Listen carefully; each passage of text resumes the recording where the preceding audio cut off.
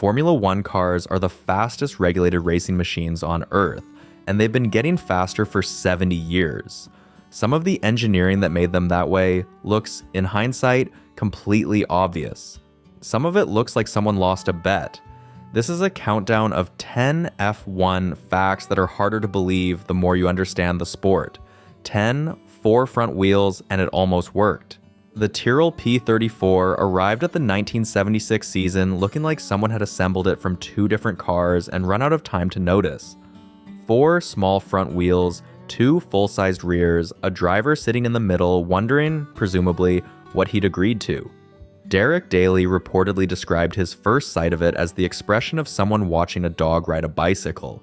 Nobody lingered on that observation. The car went testing. The logic was sound, even if the appearance wasn't. 4 smaller front wheels meant a narrower frontal area than 2 large ones, which reduced aerodynamic drag at the nose. The tire contact patch, the actual rubber touching the road, stayed roughly equivalent to a conventional setup. You weren't sacrificing grip for the speed gain. That, at least, was the theory, and the theory wasn't wrong. At the Swedish Grand Prix in 1976, Jody Scheckter and Patrick Depailler finished first and second in the P34.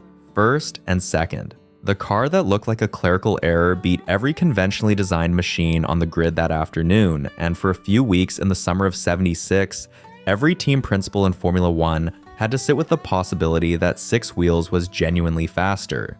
It wasn't, in the end. Or rather, it might have been, but nobody got the chance to find out properly. Goodyear supplied the specialist front tires, a unique size built exclusively for the Tyrrell. When the team asked for continued development of the compound heading into 1977, Goodyear declined. The economics didn't justify producing a tire for one car on the grid. Without tire development, the fronts degraded faster than the rears under race conditions, the handling balance shifted unpredictably, and the lap time stopped improving while everyone else's kept falling. Tyrrell ran the P34 for a second season anyway. It scored points. It didn't win again. The car was retired after 1977, not because the concept was banned, not because it was proven wrong, but because a tire company decided the tooling cost wasn't worth it. Gordon Murray, who would later design the Brabham fan car and then the McLaren F1 road car, called the P34 a fascinating dead end, a machine that solved the problem it set out to solve, then got stranded by a supply chain decision. One example survives in running condition. It still has 4 front wheels. 9. At racing speed, a Formula One car produces enough downforce to hold itself to the ceiling of a tunnel. Not metaphorically, physically. The aerodynamic load pressing the car into the road exceeds the car's own weight, which means if you could invert the circuit, the car wouldn't fall. That number needs a frame. A modern F1 car weighs around 798 kilograms at the minimum with driver included, roughly the same as a grand piano, a large motorcycle, and 3 adult passengers combined. At high speed, the aerodynamic forces pushing it downward reach somewhere between 1,000 and 1,500 kilograms depending on the circuit layout and the specific configuration the team has chosen. The car is, in a meaningful sense, heavier when it's moving than when it's standing still. The mechanism behind this isn't magic. It's the same principle that generates lift on an aircraft wing, except inverted. F1 cars use shaped surfaces above and below the bodywork to accelerate airflow in ways that create low pressure under the car and high pressure above it, which pushes the car into the road surface. Front wing, rear wing, diffuser, floor. Every external surface is contributing to this effect simultaneously, and the team spend more development time optimizing these surfaces than almost anything else on the car. What makes this strange is the consequence at the other end of the speed range. At very low speed, say navigating a pit lane at the regulated 80 kilometers per hour, which is roughly 50 miles per hour, almost none of this works. The downforce generated scales with the square of velocity, meaning that having the speed reduces the aerodynamic grip to roughly a quarter. The same car that is almost magnetically attached to the road at 250 kilometers per hour becomes a fairly ordinary vehicle at 60. Drivers describe the transition out of slow corners as the point where the car suddenly becomes alive under them, The rear settling, the front biting, everything stiffening as speed builds, which creates a specific problem at street circuits. Monaco, for instance, has sections where the car barely reaches the speeds needed to generate meaningful aerodynamic load before braking again, and the drivers are navigating barriers at arm's length on mechanical grip alone, tires, suspension geometry, brake balance, without the invisible hand of aerodynamics helping them. The same physics that makes a car theoretically capable of driving upside down is largely absent for chunks of the most famous race on the calendar. Teams have run computational models confirming the ceiling claim. No team has ever actually tested it. The Nordschleife isn't configured for that. Neither is anywhere else. The number sits there, verified in theory, untested in practice. A fact about the fastest road course cars ever built that nobody has ever had occasion to check. What's at number 8? The fan car they withdrew while it was still winning. In 1978, the Brabham team arrived at the Swedish Grand Prix with a car that had a large fan mounted on the back of it. Not a decorative fan. Not a cooling fan in any conventional sense. A fan roughly the diameter of a dustbin lid, driven by the engine which sucked air from beneath the car and expelled it rearward, creating a low-pressure zone under the floor that pressed the car into the road with a force that no wing configuration of the era could match. Gordon Murray had designed it. Murray was, at that point, already regarded as one of the sharpest aerodynamicists in the paddock, and the BT46B was his answer to the Lotus ground effect cars that had been dominating the season. The Lotus 78 and 79 used shaped underbody tunnels to generate suction. Elegant, invisible, fast. Murray looked at that approach and decided he could achieve the same result more directly, with a mechanical pump. The fan would do in one rotation what Lotus was doing with carefully sculpted bodywork. Niki Lauda drove it at Anderstorp. He qualified on pole, led every lap, and won by over 30 seconds.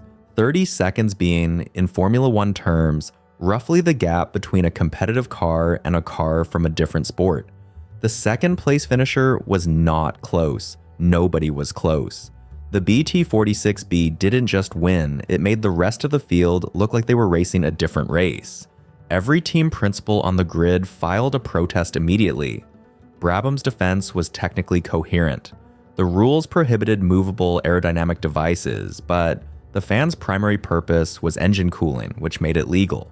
The cooling argument was not entirely fabricated. The fan did cool the engine. Whether that was its primary purpose was, to put it carefully, a matter of interpretation. The stewards allowed the result to stand. Then, Brabham withdrew the car anyway. Bernie Ecclestone, who managed Brabham at the time and was simultaneously consolidating his influence over the commercial structure of the sport, made a political calculation. Running the BT46B would win races. It would also poison every relationship he was trying to build with the other constructors, whose cooperation he needed for what he was planning with Formula One's commercial future. One race victory was worth less than the goodwill of the paddock. The car was retired from competition unbeaten. Murray later said it was the most effective racing car he ever built. He went on to design the McLaren F1 road car, which held the title of world's fastest production car for over a decade. He said the fan car specifically, not the McLaren, not anything else, was the most effective car he ever built. It won once, then it was put away. Consider number 7, the gearbox that deleted the gear lever.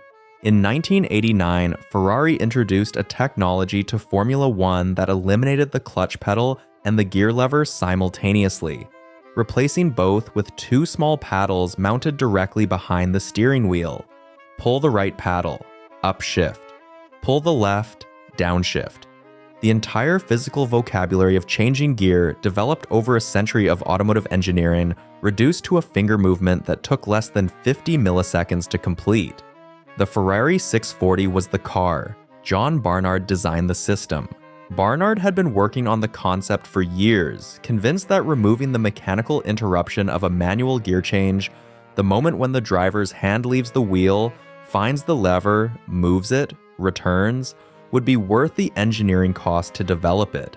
A driver with both hands on the wheel through every corner, every braking zone, every gear change. The competitive logic was straightforward once you said it out loud. Getting there was not straightforward. The 640 was mechanically unreliable in ways that tested everyone's patience with the concept. It retired from 7 of 16 races that season. 7 retirements in a 16-race calendar is the kind of failure rate that ends projects, not continues them. Nigel Mansell, driving the car, reportedly had opinions about this that he expressed at some volume. And yet, by the end of that season, every engineer watching understood what they were looking at. The times when the 640 finished, it was fast. Genuinely, structurally fast in a way that had nothing to do with the engine or the tires and everything to do with the fact that the driver was never, not for a single corner, operating the car with one hand. McLaren adopted a version within 2 seasons. Williams followed.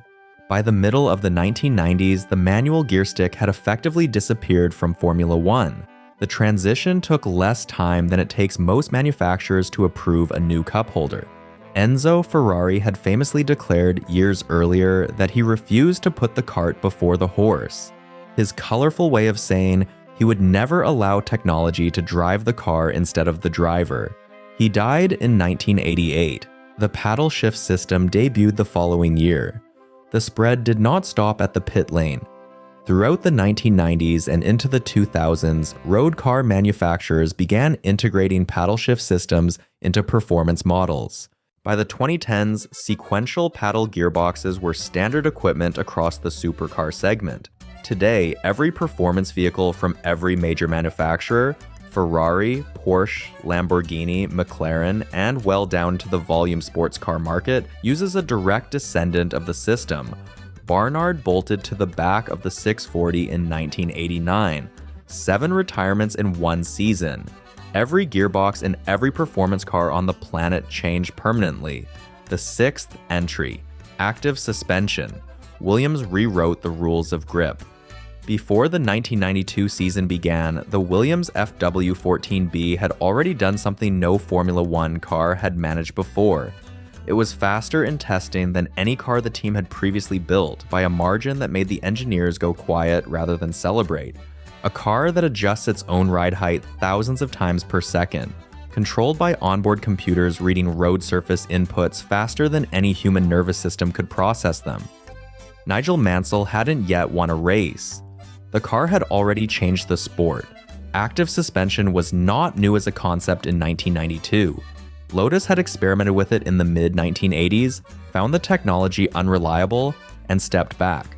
Williams, specifically Adrian Newey on aerodynamics and Patrick Head on the mechanical side, kept working. The idea was to eliminate the compromise at the heart of every racing car's setup. The fact that a passive suspension must be tuned for a balance between high-speed stability and low-speed agility, and that balance is always a negotiation. Active suspension removed the negotiation. The computer held the optimal ride height regardless of speed, corner load, braking force, or fuel load. What that looked like from the outside was a car that sat unnaturally flat through corners. Other cars rolled visibly under lateral load, the outside tires compressing, the inside rising slightly. The physical signature of weight transfer that every driver managed with steering input and throttle. The FW14B moved through corners as if on rails, not metaphorically. The car's body barely moved. Mansell, watching onboard footage later, described it as driving a car that had already made the decision before he had. He won the championship by the end of August. The season ran to 16 races. He had clinched it by race 11, with 5 rounds remaining, the earliest championship conclusion in Formula One history at that point. The margin over second place was 52 points, which under the scoring system of the era represented a gap equivalent to winning 5 additional races outright. If this is the kind of thing that gets you a drop a like, leave a comment. It genuinely helps. Now, back to it. Every team on the grid accelerated their own active suspension programs after watching 1992. Williams won again in 1993 with Alain Prost driving. The FIA, watching the competitive field compress as everyone caught up with the technology, banned active suspension for 1994, returning the grid to passive systems overnight. Ayrton Senna had lobbied against the ban.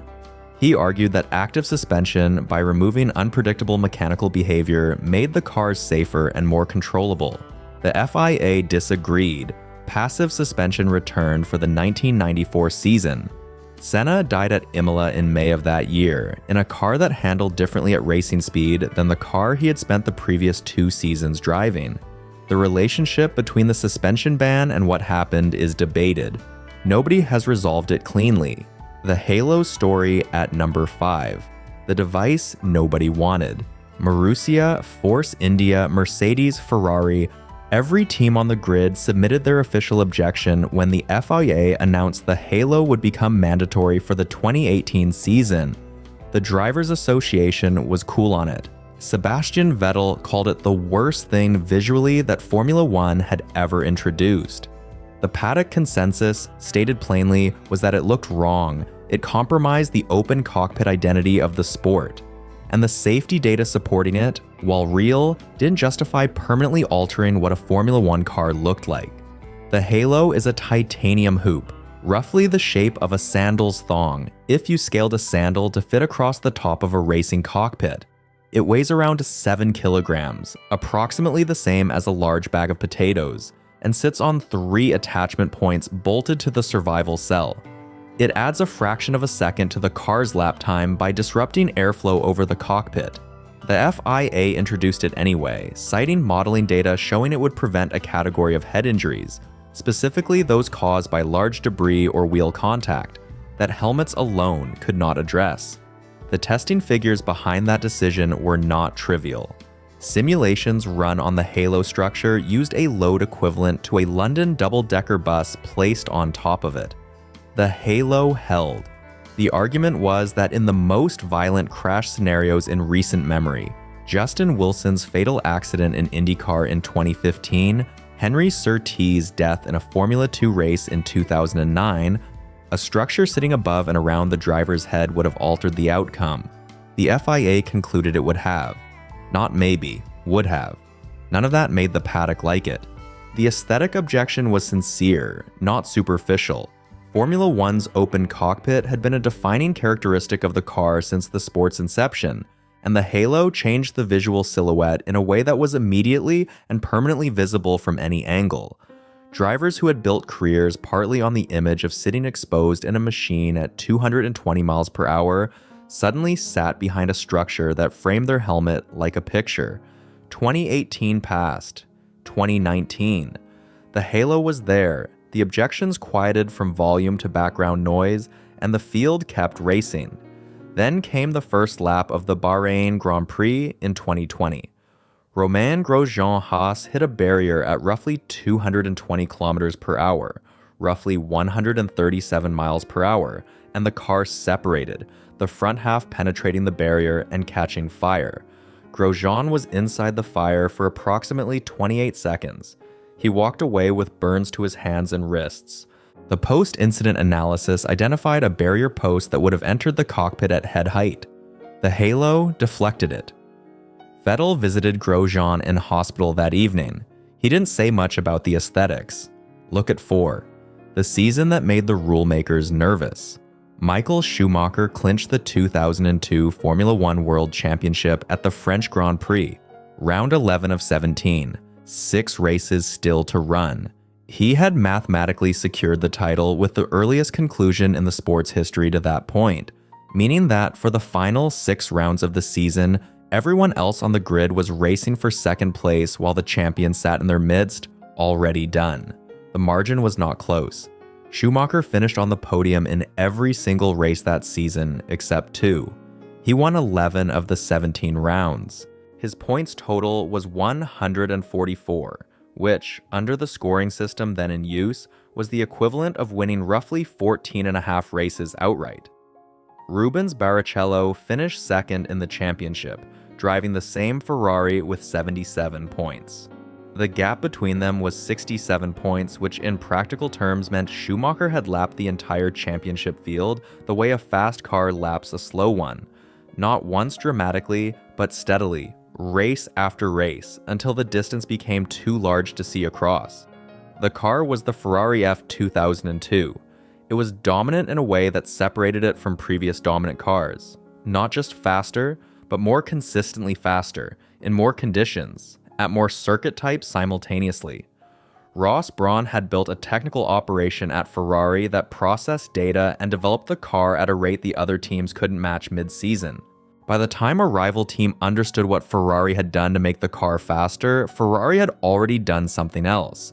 Schumacher was also by this point at the height of his own capabilities as a driver, which created a problem for the sport that was difficult to address through conventional competition. You couldn't simply build a faster car if the fastest car already had the fastest driver in it. You had to change the rules. The FIA did exactly that. For the 2003 season, the point system was adjusted to compress the field. A win was worth 10 points instead of 11, and the gaps between positions were narrowed. Qualifying formats were altered to create more grid variation. Tire rules changed. None of the adjustments were publicly framed as responses to Schumacher's dominance. They were presented as improvements to the spectacle. The paddock understood what they were. 2003 was genuinely competitive. Schumacher still won the championship, but by only 2 points over Kimi Räikkönen, with Fernando Alonso and Räikkönen both threatening until the final round. The rule changes worked in the sense that they produced closer racing. They also confirmed something quietly, that the FIA was willing to adjust the competitive framework of the sport in response to one team winning too convincingly. In 2004, Schumacher won 13 of 18 races and clinched the title again with 6 rounds remaining. The rulemakers went back to work. 3. Ground effect. The cars that frighten the drivers. Zandvoort, 1978. Mario Andretti qualified the Lotus 78 on pole by over a second, not a tenth, not 3/10. A full second in a sport where hundredths separate the front of the grid from the back. The engineers watching the timing screens understood they were looking at something that had moved the performance boundary of the car, not the driver. And they were right, and that distinction mattered enormously for what came next. Colin Chapman had been working on the concept for years before it appeared on a race car. The principle was borrowed directly from aircraft aerodynamics. If you shape the underside of a car's floor correctly, with a curve that accelerates airflow beneath it and creates a low-pressure zone, you generate suction against the road surface. The Lotus 78 used shaped underbody tunnels sealed at the sides by flexible skirts that ran along the ground, preventing outside air from breaking the suction. The car literally vacuumed itself onto the road, not through wings pushing it down from above, but through the road pulling it down from below. The competitive gap this opened was not incremental. Ground effect, downforce operated differently from wing downforce. It was more efficient, generating less drag per unit of grip, which meant the car could go faster through corners without paying the aerodynamic penalty on the straights. The Lotus 79 refined the concept further. Andretti won the 1978 championship. Chapman, watching from the pit wall, reportedly wept. Every team reverse engineered the concept immediately. Within 2 seasons, ground effect cars were everywhere. Williams, Brabham, Ligier, all running shaped underbodies and sliding skirts. The lap times dropped across the grid. The cornering forces went up. And the drivers began describing something that the stopwatch confirmed but that nobody had fully anticipated. At high speed, in a ground effect car, the grip levels were so extreme that a partial loss of it, a skirt sticking briefly, a curb strike disrupting the seal, an uneven road surface, produced a snap of understeer or oversteer that arrived faster than a driver could process and respond. Niki Lauda, who drove ground effect cars in this period and was not a man given to exaggeration, said the cars demanded a kind of commitment that went beyond what he'd previously understood as commitment. You had to trust the downforce completely, because at the speeds the corners required, you were already past the point where you could lift. Several drivers said privately, not for publication, that they were relieved when the rules changed. The FIA banned sliding skirts for 1983. The stated reason was safety. The ground effect floors went too, though the aerodynamic principle stayed in the sport through diffusers, which produced a milder, more predictable version of the same effect throughout the following decades. 2022, the FIA brought full ground effect floors back, revised geometry, no sliding skirts, managed downforce levels. The cars in that first season of the new regulations lapped circuits at times that required new track records to be set at almost every venue on the calendar.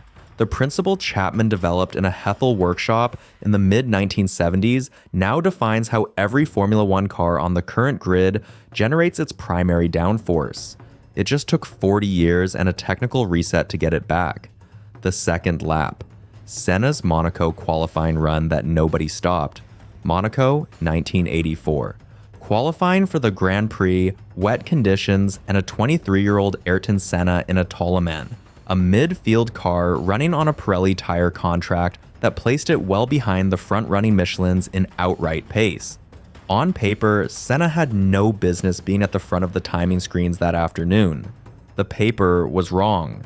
His qualifying lap that day has since been studied more than almost any other single lap in the sport's history, not for the time it didn't set pole, but for the gap between what the car was capable of and what the driver extracted from it. Senna described entering a state during the lap that he later found difficult to explain in technical terms. He said the car stopped feeling like a machine he was operating and became something he was part of. He was driving through a narrow tunnel of focus that had no room for anything outside the next corner. The race itself went further. Senna started from 13th on the grid in the wet, on a street circuit with barriers at arm's length from the car, and began picking his way through the field with a precision that had nothing to do with aggression. He wasn't forcing past people. He was simply going faster, corner by corner, in conditions that were reducing every other driver's confidence lap by lap. By lap 31, roughly halfway through the race, Senna was second and closing on Alain Prost, leading McLaren at a rate of roughly 2 to 3 seconds per lap. Prost, driving the fastest car in the field that season, was being reeled in by a driver in a Toleman. 2 to 3 seconds per lap is not a narrow margin of superior judgment. At that rate, the gap of nearly 30 seconds that separated them would have been gone within 15 laps. There were 26 laps remaining. Race director Jackie Ickx showed the red flag on lap 31. The race was stopped. Under the regulations, results reverted to the previous lap's order. Prost first, Senna second. The decision was disputed immediately and has been disputed since. Ickx cited worsening conditions and safety concerns, which were real. The circuit was wet. Visibility was poor. Several drivers had already spun or retired. The counter-argument, which several people involved in Formula One administration at the time made privately, was that the conditions had been consistently wet since the start and hadn't dramatically deteriorated in the preceding laps. Prost, when asked about it later, gave answers that were diplomatically careful. Senna never publicly accused anyone of anything. He accepted the result. He was second. He won Monaco the following year in a McLaren, and then 4 more times after that. 5 Monaco victories in total, more than any other driver in the race's history. He is still the record holder. The 1984 race, frozen at lap 31, sits there unresolved. 31 laps, second place. The gap that was closing at 2 seconds per lap stopped before it closed. 1. Ayrton Senna. 65 pole positions, 41 race wins, 3 world championships. Those numbers sit in the record books the way load-bearing walls sit in a building. They hold up everything built around them, and you notice them most when you try to understand what was lost. Senna died on the 1st of May, 1994, at the San Marino Grand Prix at Imola, during lap 7 of the race. His Williams FW14B left the road at the Tamburello corner at a speed later estimated at 211 kilometers per hour, roughly 130 miles per hour. And struck a concrete barrier. He was 34 years old. He had won his 3rd championship 2 years earlier. He was, at the time of his death, the active points leader in the 1994 season. The car had been troubling him. He had complained about the handling since the start of the season, specifically the way it moved unpredictably at high speed under braking and through fast corners, and had told engineers that it didn't feel right in a way he struggled to specify precisely. The steering column had been modified before the race weekend to raise the seating position at Senna's request. Post-accident analysis identified a fracture in the steering column. Whether that fracture preceded the crash or was caused by it was the central question of a decade of legal proceedings in Italy that concluded after multiple trials and appeals without a definitive conviction. The cause of the crash remains officially undetermined. That fact sits in the middle of the story and refuses to move. The most scrutinized accident in the history of motorsport, examined by engineers, lawyers, investigators, and the FIA over years, produced no resolved answer. The steering column fracture, the car's handling behavior, the track surface at Tamburello. All of it is documented. None of it is settled. 2 days before Senna's death, Roland Ratzenberger had been killed during qualifying at the same circuit, the first driver fatality in Formula 1 in 12 years. Senna had gone to the accident scene. He had spoken with Sid Watkins, the FIA's chief medical officer and his close friend, who urged him to step away from the race weekend entirely. Senna told Watkins he couldn't do that. On the morning of the race, Senna had taken a folded Austrian flag into the cockpit. He intended to raise it if he won, in honor of Ratzenberger, who was Austrian. The flag was found in the wreckage. His death changed Formula 1 structurally. The FIA undertook a comprehensive safety review. Tire walls, gravel traps, runoff areas, barrier placements. The physical architecture of circuits globally was reassessed and rebuilt over the following years.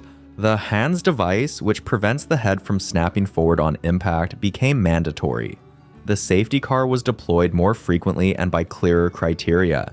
The series of rule changes that followed his death reduced the sport's fatality rate to near zero for the following 3 decades. Senna holds the record at Monaco. He holds the qualifying record at several circuits where his time stood for years after his death, set in cars that had a fraction of the development of what came after. He remains, by the assessment of a significant number of his peers and successors, the fastest racing driver who ever competed in the sport. He had a folded flag in the cockpit. He never got to raise it. If you enjoyed this video, you're gonna love our other video on the greatest F1 drivers of all time. Click here to watch, and I'll see you over there.